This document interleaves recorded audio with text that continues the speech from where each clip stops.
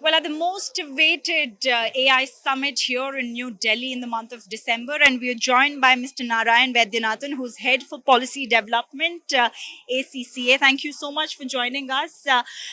You've been here a part of the event, the summit, and as we understand, AI is big on Indian government's agenda. Tell me, how do you see that flourishing in the sectors of education? Thank you. So I think education is a foundational sector. For ACCA, we educate about 500,000 students across 175 countries. And one of the things that we see with AI is the ability for scalability. And the second thing that we see is the ability for personalization.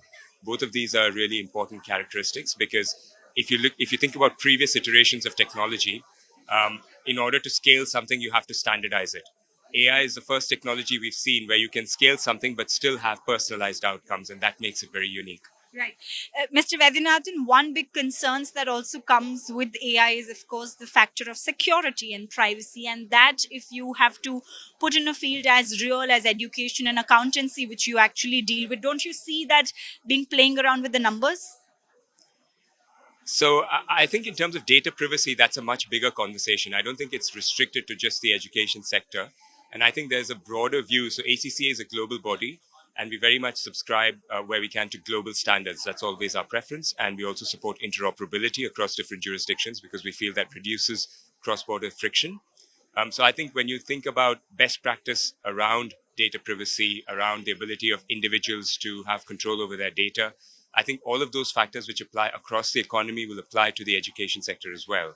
I think there are obviously certain aspects which may be a little bit more specific, for example, for the due care of minors.